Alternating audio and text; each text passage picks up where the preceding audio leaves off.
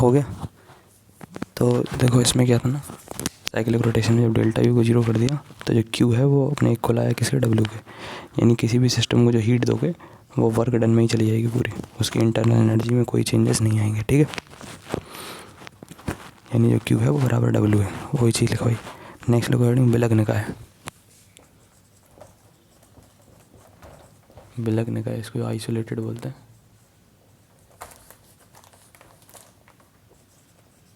Isolated system, ठीक है।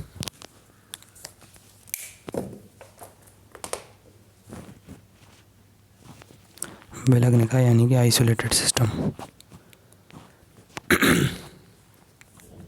उसमें लिखो वह निकाय जो ना तो कोई कार्य कर सकता है, वह निकाय जो ना तो कोई कार्य कर सकता है, जो ना तो कोई कार्य कर सकता है और ना ही बाहर से ऊष्मा का, वह निकाय जो ना तो कोई कार्य कर सकता है, जो ना तो कोई कार्य कर सकता है और ना ही बाहर से ऊष्मा का, और ना ही बाहर से ऊष्मा का आदान प्रदान कर सकता है, और ना ही बाहर से ऊष्मा का आदान प्रदान कर सकता है, आदान प्रदान कर सकता है, बिलग निकाय कहलाता है।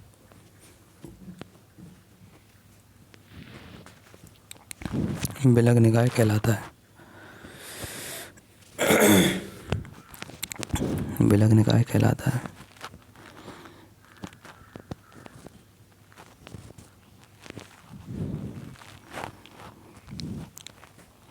ठीक है, देखो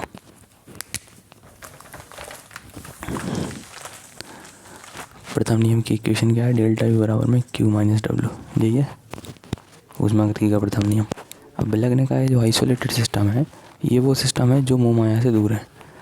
इनको ना तो हीट का फ्लो करना है ना वर्क डन करना है, समझ रहे ना बात को। ना तो इनमें हीट जाएगी ना आएगी, ना ये काम करेंगे ना करवाएंगे, समझ रहे बात को।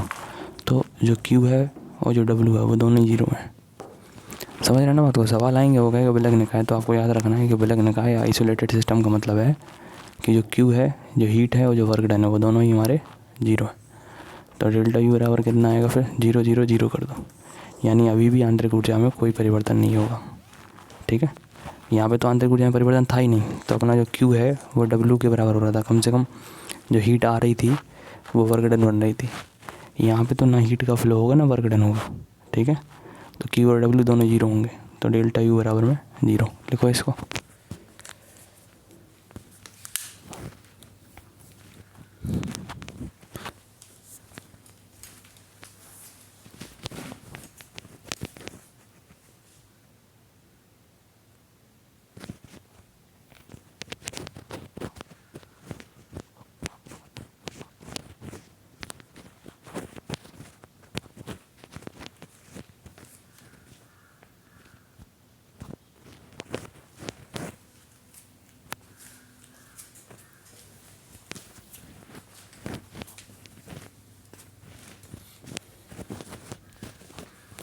हो गया। तो इसमें अब ना क्यू और डब्ल्यू दोनों ही जीरो होंगे, इसको जीरो कर दो, डेल्टा यू बराबर जीरो हो गया। एक स्टेटमेंट लिख लो, अर्थात बिलग निकाय में आंतरिक ऊर्जा में कोई परिवर्तन नहीं होगा। बिलग निकाय में आंतरिक ऊर्जा में कोई परिवर्तन नहीं होगा, कोई परिवर्तन नहीं होगा, अर्थात आंतरिक ऊर्जा स्थिर रहेगी, अर्थात आंतरिक ऊर्जा स्थिर रहेगी, अर्थात आंतरिक ऊर्जा स्थिर रहेगी।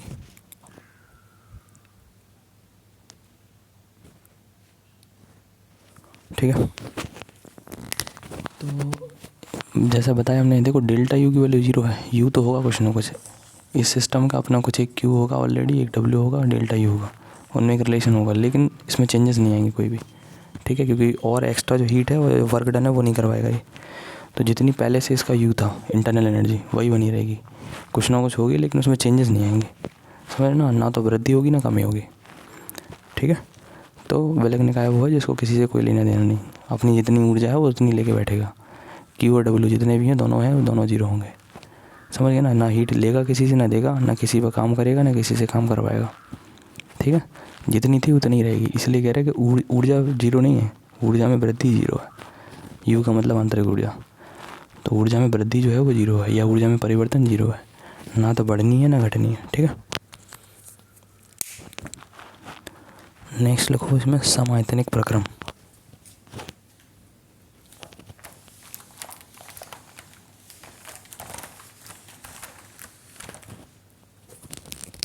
नेक्स्ट है समआयतनिक प्रक्रम।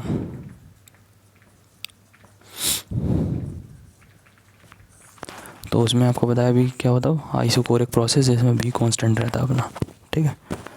तो लोगों समआयतनिक प्रक्रम।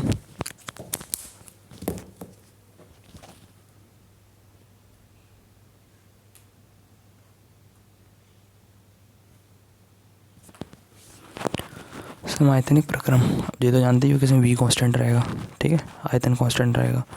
तो देखो चूँकि इस प्रक्रम में आयतन में कोई परिवर्तन नहीं होता, चूँकि इस प्रक्रम में आयतन में कोई परिवर्तन नहीं होता,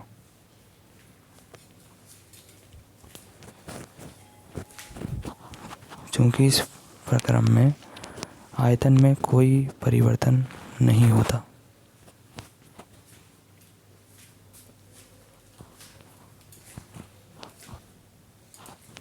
चूँकि इस प्रक्रम में आयतन में कोई परिवर्तन नहीं होता,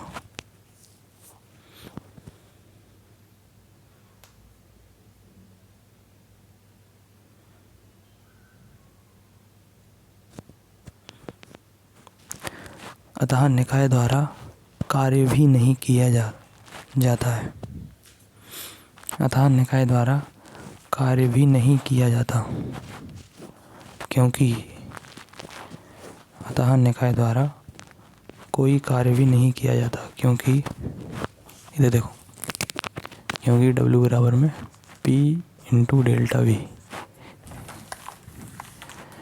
क्योंकि डेल्टा वी जो है, डेल्टा वी समझ रहे ना, आयतन में परिवर्तन, आयतन में परिवर्तन वो जीरो है, तो W बराबर P इंटू जीरो यानी जीरो होगा। अब लगाएंगे ऊष्मागतिकी का प्रथम नियम।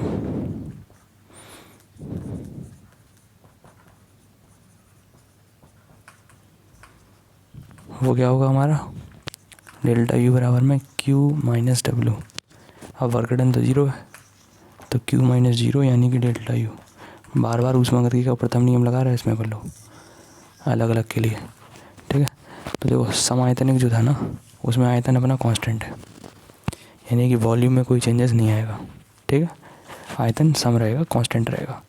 अब अपन ने एक वर्क डन का फॉर्मूला पढ़ा था अभी कुछ दिन पहले, कल परसों। तो वर्क डन जो होता है किसी भी सिस्टम का, वो क्या होता, प्रेशर इनटू वॉल्यूम में चेंज, यानी कि दाब गुणे आयतन में वृद्धि या कमी जो भी है। तो आयतन में परिवर्तन डेल्टा वी से लिखते हैं, उसकी वैल्यू कितनी है, जीरो है। आयतन में परिवर्तन को डेल्टा वी से लिखते हो ना, तो उसकी वैल्यू कितनी है हमारी, जीरो है, कोई परिवर्तन नहीं है, जीरो है। वॉल्यूम कुछ ना कुछ होगा लेकिन उसमें परिवर्तन नहीं होगा, डेल्टा वी बराबर जीरो। उसको जीरो करो तो P इंटू जीरो हो जाएगा जीरो, वर्क डन जो है वो होगा जीरो। अब लगाओ ऊष्मागतिकी का प्रथम नियम, डेल्टा U बराबर Q माइनस W। W को जीरो कर दो यानी डेल्टा U बराबर Q। ये इक्वेशन बनेगी अपने समायतनिक के लिए, ठीक है ना। समायतनिक का मतलब ये है कि वॉल्यूम कांस्टेंट है, यानी डेल्टा V यानी जो आयतन में परिवर्तन है वो जीरो है। P into zero zero, equation लगा लो, W जीरो हो गया, डेल्टा U बराबर Q। इसको नोट करो।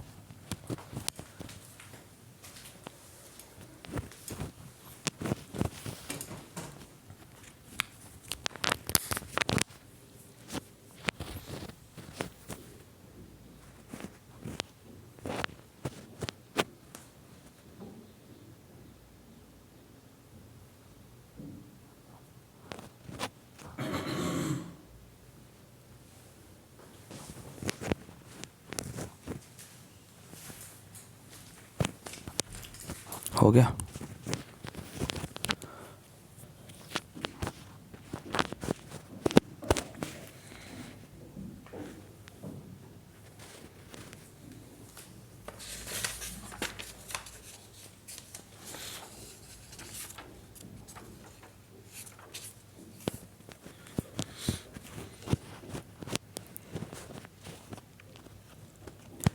में नीचे लिख लो। अर्थात सम आयतनिक प्रक्रम में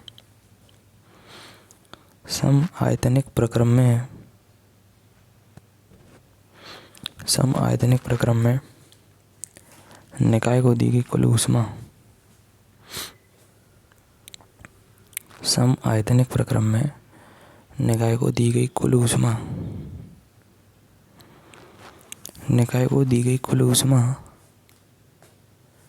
आंतरिक ऊर्जा में वृद्धि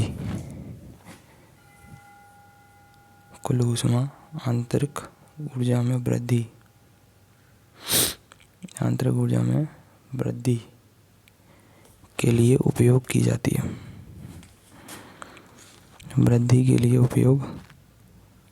है। हो गया, उपयोग की जाती है। ठीक है, नेक्स्ट लिख लो समतापी प्रक्रम।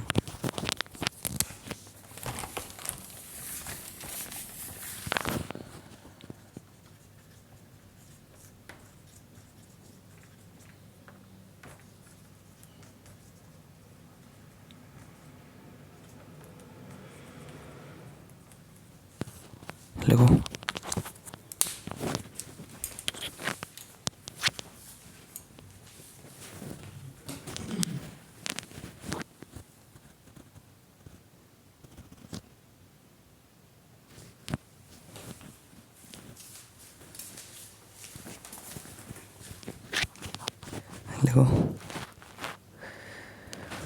इस प्रक्रम में ताप स्थिर होने के कारण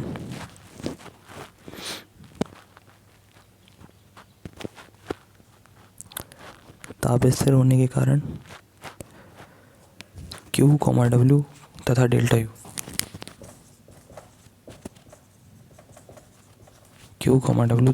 U तीनों में कोई भी शून्य नहीं होता।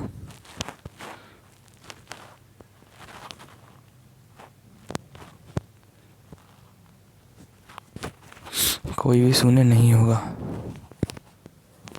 परंतु आदर्श गैस के लिए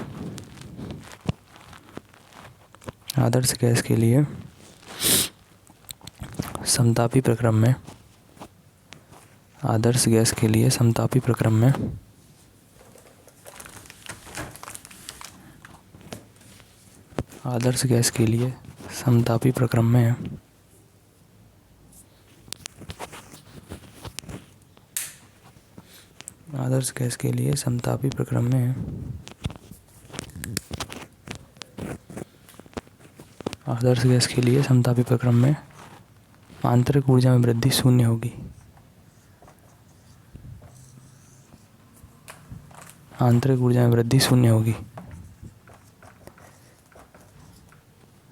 ठीक है, इसको नोट करना। फिर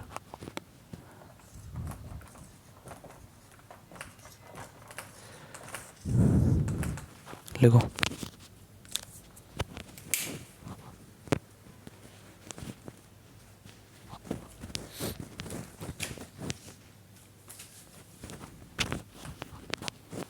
लिख गया।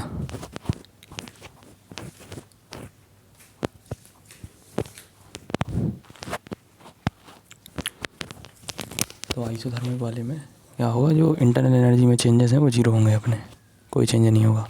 ठीक है, वैसे तो नॉन आइडियल अगर है तो QW और डेल्टा U दोनों ही जीरो नहीं होंगे, मतलब कोई भी जीरो नहीं होगा। लेकिन अगर एक आइडियल गैस है, आदर्श गैस है, तब वहाँ पे जो आंतरिक ऊर्जा में वृद्धि है डेल्टा U वो जीरो होगी। अब लगाओ ऊष्मागतिकी का प्रथम नियम, तो डेल्टा U को जीरो कर दो, -W यहाँ ला +W, यानी क्या है, किसी भी निकाय को दी गई जो कुल ऊष्मा है, जो कुल हीट है वो वर्क डन के बराबर होगी। बात समझ में आ गई? निकाय को दी गई जो कुल ऊष्मा है वो वर्क डन के बराबर होगी। इसको नोट कर लो।